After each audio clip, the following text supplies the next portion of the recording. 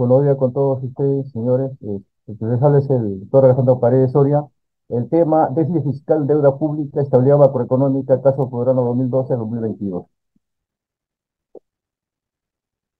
En los últimos 2 años, las fortalezas fiscales del país estuvieron desplegadas para dar una respuesta sanitaria y económica a la crisis más severa que haya experimentado el país en los últimos años.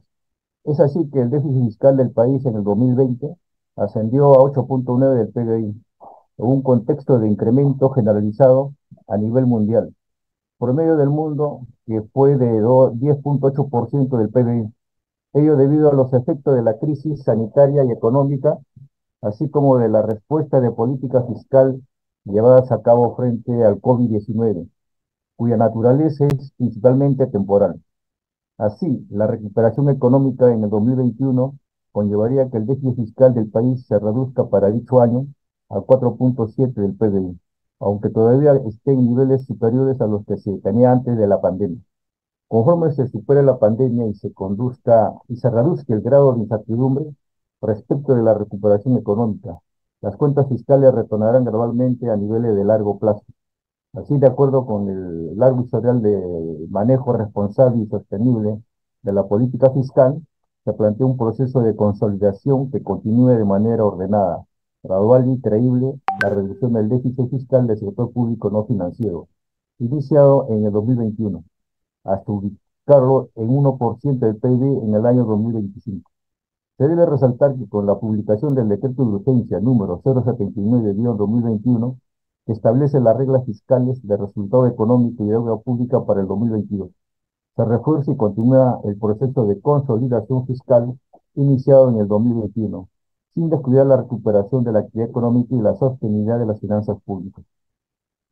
En el 2022, el gasto público priorizará servicios intensivos en atención a la población, con lo que se busca reducir las fragilidades expuestas por la pandemia y apoyará un proceso inclusivo de recuperación de la economía. En un marco de responsabilidad fiscal, el gasto no financiero del gobierno general ascenderá a 128.004 mil millones, lo que equivale al 21,9% del PBI, superior a los niveles prepandemia promedio 2014 al 2019 de 20,5% del PBI. Sin embargo, el gasto será menor a lo registrado en el 2020, 24,7% del PBI, y a lo esperado en el 2021 de 22,9% del PBI, en un contexto en el que se viene retirando gradualmente el estímulo fiscal extraordinario, desplegado en los años más graves de la pandemia, en concordancia con la senda de consolidación fiscal. En este sentido, el gasto continuará mitigando a los efectos de la pandemia, a lo que se añade la atención de sectores que brindan servicios directos a la población, como educación y salud. Además, se protege a la inversión de posibles ajustes, ya que es una herramienta relevante para el crecimiento de la economía en el mediano plazo. En base al expuesto, en términos nominales, el gasto crecerá en 5,4 mil millones más 0,4% real, ¿no? El problema principal, no expresado en preguntas, ¿cuál es la relación que existe entre el déficit fiscal, la deuda pública y la estabilización macroeconómica en el Perú, periodo 2012-2021? Luego señalamos los problemas específicos. A. El déficit fiscal y la estabilidad macroeconómica se encuentran relacionados por el caso peruano durante el periodo 2012-2021. B. La deuda pública total y la estabilidad macroeconómica se encuentran relacionados para el caso peruano durante el periodo 2012-2021. C.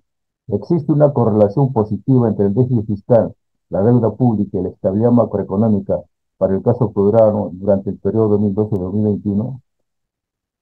Los antecedentes, ¿no? Debemos señalar que la necesidad de un crecimiento económico más alto para el cierre de la brecha estructurales, los países que buscan mantener políticas económicas consistentes y coherentes a lo largo del tiempo están destinados a alcanzar un mayor ingreso per cápita, fortalecer el capital humano, impulsar el desarrollo productivo y competitivo, ¿no? Entre otros.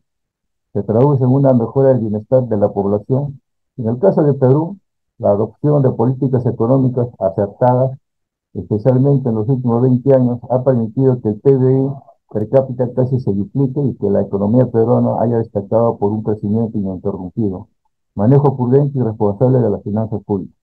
Además de la estabilidad monetaria y financiera, estos sólidos fundamentos macroeconómicos permitieron al país hacer frente a la pandemia. Sin embargo, aún hay una serie de problemas estructurales que necesitan una atención inmediata y que se hicieron más evidentes a raíz de la crisis generada por el COVID-19.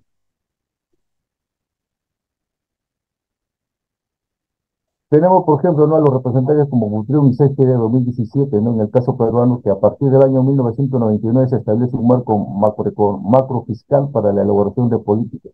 Dicho episodio marca el inicio de un proceso de mejora institucionalidad en materia de política fiscal que se ha fortalecido en el tiempo. Así, el compromiso de las autoridades con la disciplina y la sostenibilidad fiscal, además de un entorno externo favorable, contribuyeron a reducir los niveles de deuda pública de 51.1% en el año 1999 a 23.8% en el año 2016.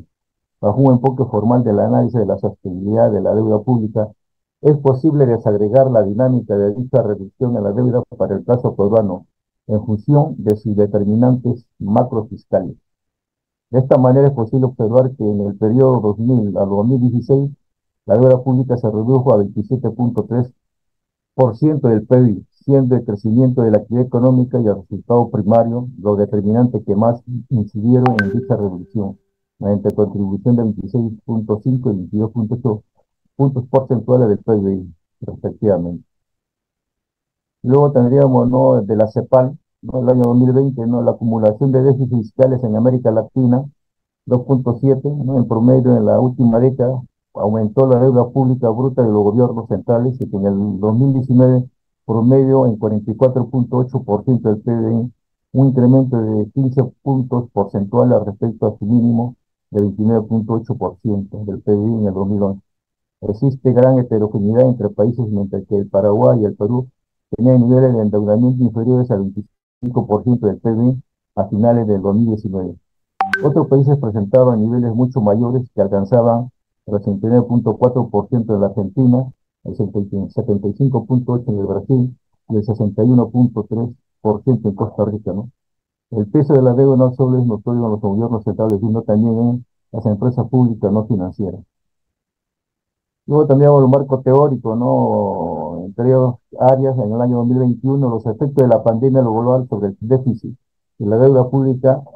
La COVID-19 ha afectado seriamente a las finanzas públicas. Por un lado, los ingresos han caído ante la grave recesión económica y por otro, el gasto público ha aumentado para hacer frente a la emergencia sanitaria. Además, en un contexto de necesaria expansión de liquidez llevada a cabo por el Banco Central de Reserva del Perú, BCR, existe la contingencia de las garantías otorgadas por el Estado, las que podrían impactar el déficit y la deuda en los años siguientes. Ante esta dramática coyuntura, el gobierno decidió suspender la aplicación de las reglas fiscales para el año 2020 y 2021. El Banco Central de Reserva del Perú, en su reporte de inflación de septiembre de 2020, proyecta un resultado económico del sector público no financiero de menos 9.2% y menos 5.1% del PIB para el año 2020, ¿no?, y 2021 respectivamente. ¿Cuáles son los objetivos? El objetivo principal: determinar cuál es la relación que existe entre el déficit fiscal, la deuda pública y la estabilización macroeconómica en el Perú en el periodo 2012-2021. Objetivos específicos. A. Determinar si el déficit fiscal y la estabilidad macroeconómica se encuentran relacionados para el caso peruano durante el periodo 2012-2021. B. Determinar si la deuda pública total y la estabilidad macroeconómica se encuentran relacionados para el caso peruano durante el periodo 2012-2021. C. Determinar si existe una correlación positiva entre el déficit fiscal, la deuda pública y la estabilidad macroeconómica para el caso peruano durante el periodo 2012-2021. El tipo de investigación, ¿no?, la investigación desarrollada es de tipo descriptivo, explicativo y correlacional, analizando los métodos cualitativos, principalmente el método cuantitativo, que me proporciona el análisis necesario, así como otras experiencias que me brindan los resultados y que permitan confrontar las propuestas planteadas. El diseño de investigación para este proyecto se marca un diseño no experimental de tipo longitudinal por el periodo de tiempo en análisis de la variable que interviene. El método técnicas e instrumentos de recolección de datos, ¿no? La técnica que se empleó en la recolección de datos en niveles de fuentes terciarias y secundarias han sido el Ministerio de Economía y Finanzas, el Banco Central de la Reserva del Perú, el Instituto Nacional de Estadística e Informática, el Fondo Monetario Internacional y el Banco Mundial. Resultados. El modelo econométrico para medir el impacto del déficit público y deuda pública en la estabilidad macroeconómica. La estabilidad macroeconómica puede medirse de diversas formas, incluida la relacionada con el sector real que desarrollaremos en el presente trabajo. Esta estabilidad está relacionada al crecimiento de la economía de forma sostenible, la cual será medida a través del componente no determinístico del PBI real de la economía peruana, la cual estará representada por el logaritmo del Producto Bruto Interno Real. La variable independiente serían el déficit fiscal y la deuda pública, ¿no? El déficit fiscal es representado por el resultado primario del sector público, no financiero. La deuda pública estará representada por el saldo de la deuda del sector público no financiero. El periodo de estimación es del año 2012 al 2022. La información de la variable está expresada en términos trimestrales. Tenemos aquí los resultados, ¿no? En la figura se observa, ¿no? En la primera, que la deuda no es creciente, ¿no? Del año 2012 hasta el año 2020, 21 y 22, ¿no? Luego hay un decrecimiento. Y por la parte inferior vemos que el Producto Bruto Interno, ¿no?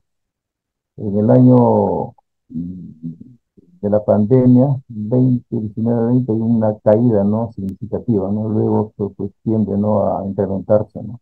A crecer. La estimación de los determinantes del componente no determinístico del PIB real de la economía peruana se ejecutaría mediante dos ecuaciones, ¿no? Primero, estimación del componente no determinístico del PIB real de la economía peruana.